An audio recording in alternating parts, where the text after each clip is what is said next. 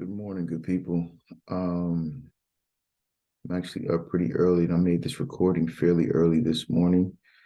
I couldn't sleep and I usually get up and I do meditations and whatnot, but I got up a little extra early this morning.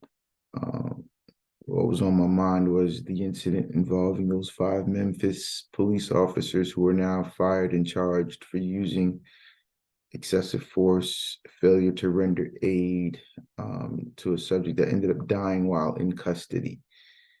Tyre Nichols, rest in peace to Tyre Nichols, and my condolences and prayers go out to his family and that community in Memphis as well, because they're hurting.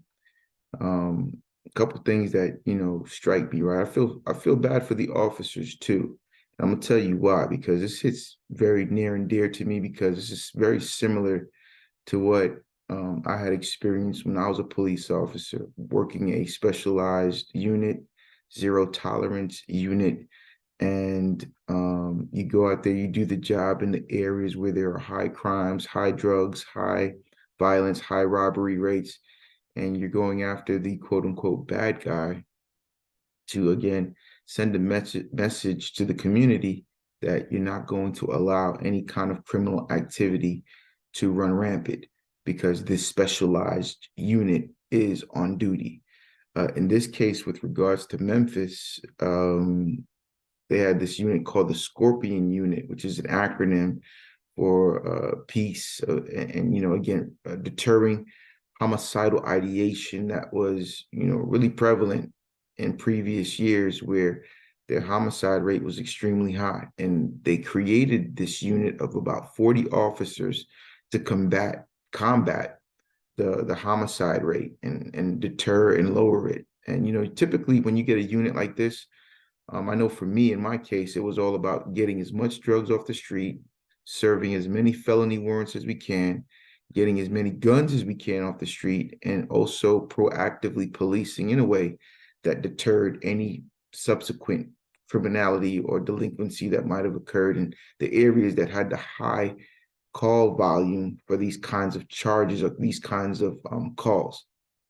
And so I imagine that was the intent of the superiors who said, hey, we need to come up with a unit that will address this problem and lower the homicide rate that seemed to be a bit out of control. Well, learning what I've learned thus far from the articles, and again, I take the news with a grain of salt because, they spin narratives in very, in most cases, inaccurate ways. And I know that to be true based upon my situation. Much of what they reported was inaccurate. And I had to wait my turn, during my trial to allow the truth to come out, or at least my perspective of the truth. And um, the thing about what's been going on, it's just kind of interesting how all of this stuff is unfolding. The delay in releasing the video. Hey, at 6 o'clock Friday, we're going to release it. That kind of stuff sort of kind of creates a build or an anticipation that I haven't really witnessed in any other use of force case, to my knowledge, where they delayed the release of the video and with a publication time of it and all these statements that are being made by various people who are involved in the investigation. Like, the guy was hit like a human pinata. It was inhumane, and some of these other statements that can be, um, inflammatory and make this thing worse, as it relates to the perspective that they're trying to create before people draw their own conclusions about the video. Now, I would also say that an indictment doesn't mean that the person is guilty. Based upon the way that they set the bond for each officer, the two that got the highest, my inclination is that they were the ones that were probably the ones using force or physically being physically responsible for the injuries that Mr. Tyre Nichols succumbed to after some time in the hospital. So, and then the other three were probably the ones that failed to intervene and failed to render aid, which is why they had the lower bond. That's my theory. I don't know. I didn't see the video, so I don't know. The other piece to it is the system that put these officers on this team or selected these officers failed these officers. And I'll tell you why. Um, Based upon the years of service these individuals had, it doesn't seem like none of them in this particular case had more than 5 years of experience. Technically, in law enforcement, 3 to 5 years, you're still considered a rookie. You're still considered brand new to the profession.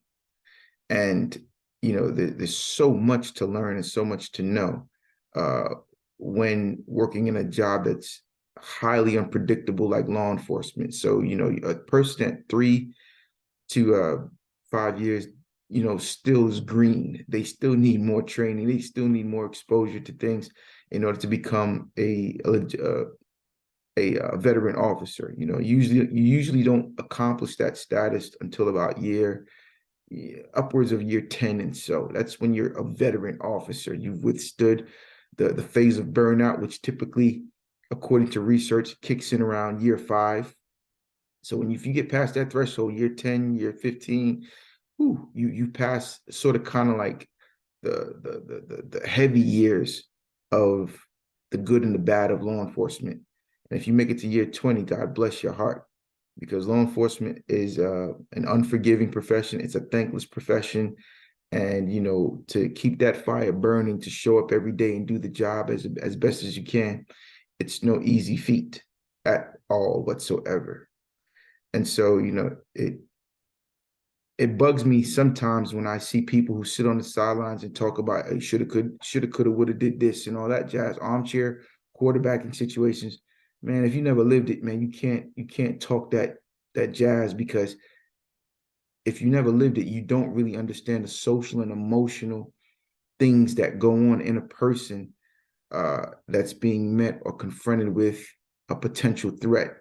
Now, obviously, what we may identify as potential threats can be wrong as a police officer, but the training conditions one to always assume the worst case scenario for the sake of making sure that you stay safe as the police officer. You got to go home the same way you came in, is the emphasis. And when I've said this before in many workshops that I've done and many videos that I've recorded, that the bad guy doesn't look like any particular person. It's all about the behavior. They don't comply, they run, they hide their hands, and they become unpredictable when they do any of those particular things. And so the worst case scenario in the officer's mind, who's not operating in survival mode, is to assume that this person is going to try to hurt me in some way. Apparently, the probable cause for the traffic stop was that he was reckless driving. Now, I don't know what reckless driving means, because it means something different to everybody that witnesses it, right? Was he going in and out of traffic? Did he cut somebody off? Did he almost cause an accident? What is reckless driving exactly in the mindset or the perspective of the officer that saw the violation? But if that violation sticks, then they've got probable cause to stop this person, because reckless driving assumes or indicates that someone could have been harmed by this person's actions while they were driving and operating a motor vehicle. So they stop, and then they indicate in the news that there's a confrontation. What does that mean? Is it verbal? Is it physical? What kind of confrontation? What we do know is that it was a confrontation that led to pepper spray for whatever reason. So the officer that sprayed Mr. Nichols assumed he was becoming a threat in some capacity. We don't know what that looks like because we haven't seen the video, right? Yet, or at the time of this video that I'm making, I haven't seen the video. So I don't know what's true in terms of that confrontation. Then there's a second confrontation because Mr. Nichols runs. And my theory, knowing what I know today about the psychological impacts of fight, flight, freeze, and the mindset of survival, is that even in my case, right, I had a few use of forces when I was a police officer. And in most of those cases, when I was in the moment, it appeared that this suspect was attempting to flee and potentially become a threat to some other aspect of the community or to myself or to other people. And I had to apprehend him as soon as possible, right? Now, understand that these individuals were placed on a task force. So their mindset is already in go mode. to make sure that they eliminate any threats relating to the function of their role as a Scorpion unit, whatever that unit, if that's the name of the unit. I think Scorpion Squad or team or whatever it was called. And what I would tell you is that in retrospect, looking back on all my use of forces, I would say 95% of the time, people were running or attempting to get away from me because they were afraid of losing their freedom. They wasn't trying to go to jail, or potentially they thought they was going to be harmed. So that's why they ran. That's why they resisted. That's why they tensed up. That's why they may have fought in an attempt to get away. But from an officer's standpoint, you're trying to hurt me. And you're putting me in fear of my life. Now I got to eliminate the threat, stop the threat as best as I can, and then make you safe by placing you in cuffs and in custody. That's typically how that psychological process works in the mind of an officer. And so both the suspect or the person in question and the police officer are in fight, flight, freeze mode at that particular time. And when science tells us that if you're in fight, flight, freeze mode, you're not thinking constructively or critically, because again, you're just focused on survival and whatever that means, in whatever way that means to you in that particular moment. And it could look like a situation where in your mind, you thought you only punched the guy one time, but in that fight, flight, freeze mode, you may have hit him 7 to 15 to 20 times and not even realized it. It's also the officer who might say, I only shot him 2 or 3 times. But in actuality, while in fight, flight, freeze mode, you may have emptied the whole magazine and reloaded again and not even realized it. And so the brain shuts off, the critical thinking part, the prefrontal lobe shuts off. And then you just operate in that primitive thinking of how do I eliminate the threat and make sure that I am safe in this predicament.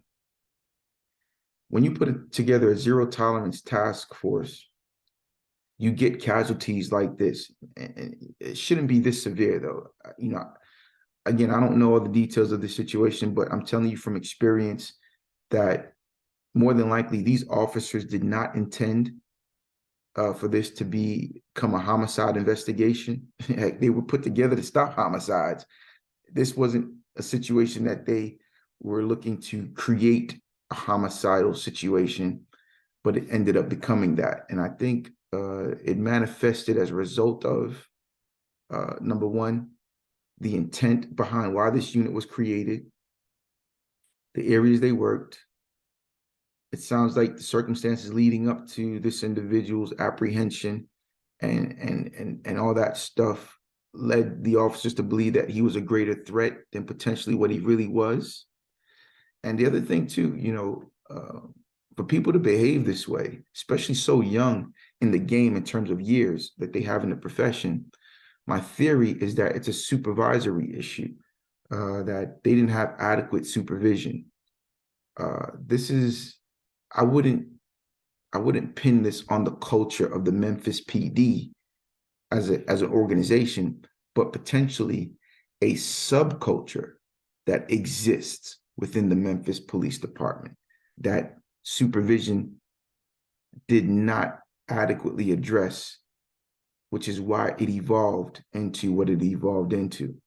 I can tell you that even in my career, my 8-year career, when I did this line of work and I was working specialized projects and units, we were loosely supervised. We were given directives. Hey, this is what we need. We need to get this amount of drugs off the streets. We need to get these felony warrants searched. We need to get these guns off the street. We need to be extremely proactive, shake the bushes, find what you need to find, and make sure that we get in front of the crime sprees that tend to happen or peak over the summertime. That was our directives. Go out and do your job. And we were handpicked. We were hand selected. We were chosen to be on this unit. These officers were a certain type. Officers that probably didn't mind getting dirty, didn't mind taking the fight to the bad guy's front door. And that's the kind of mentality you need for units like this. But then you run the risk or the challenges of these kind of outcomes. which is really not what you want. That was not the intention of this particular Scorpion team that they put together.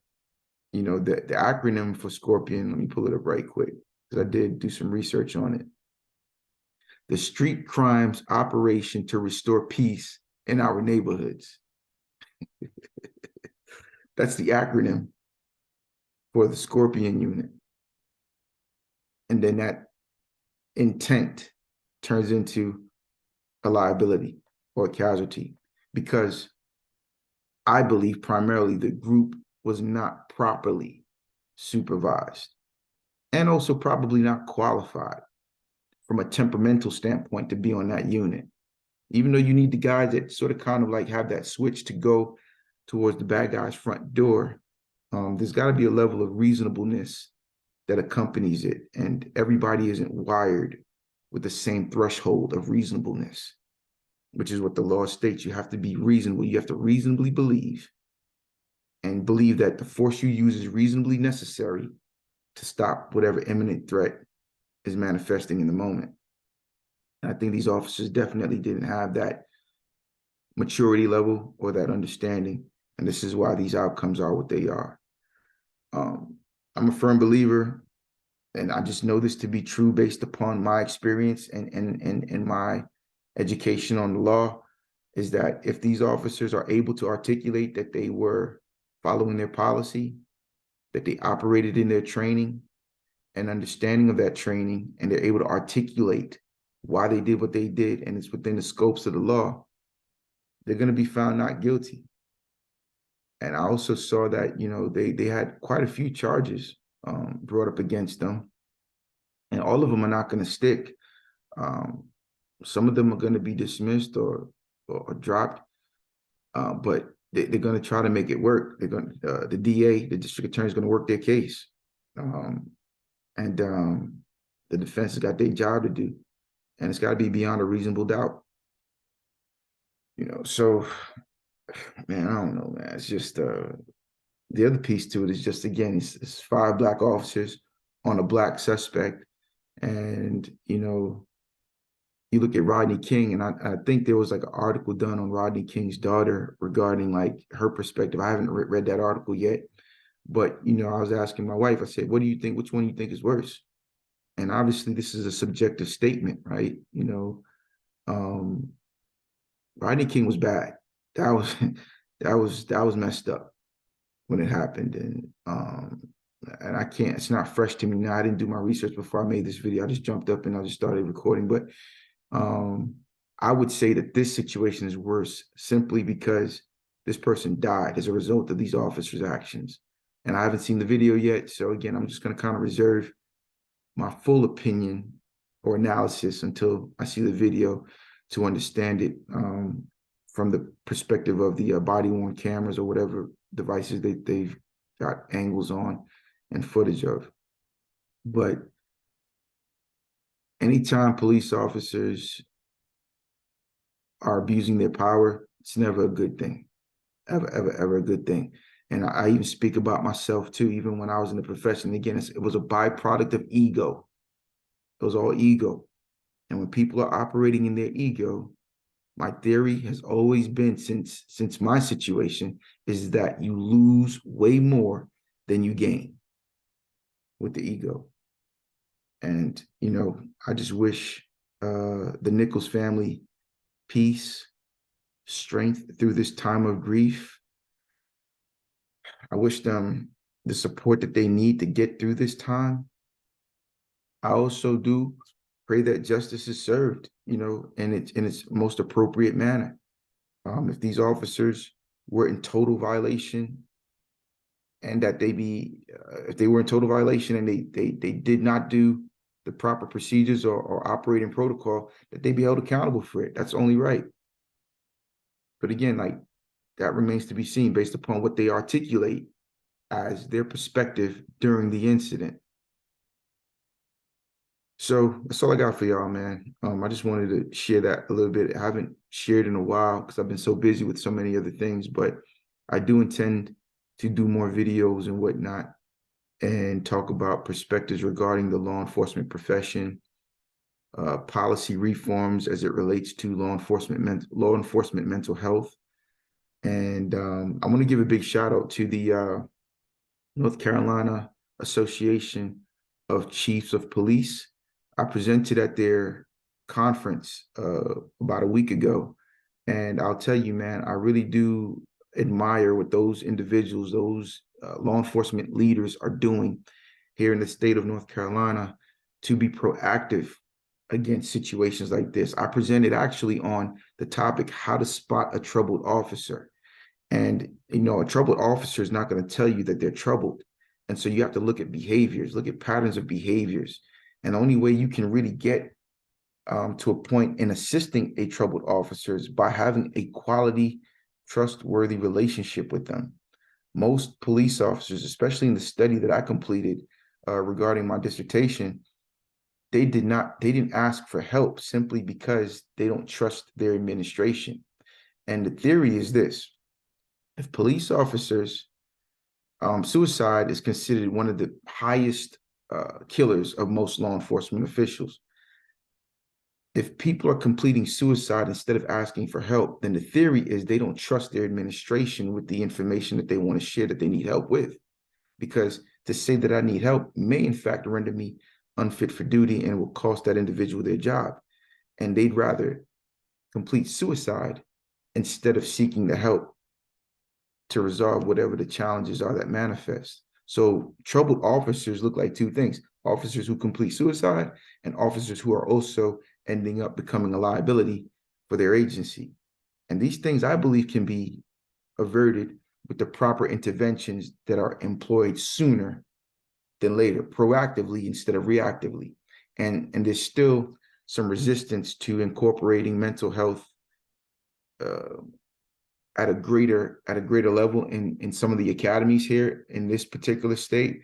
And there's still some resistance to implementing counseling as a service to the trainees or the cadets while they're in BLET, basic law enforcement training.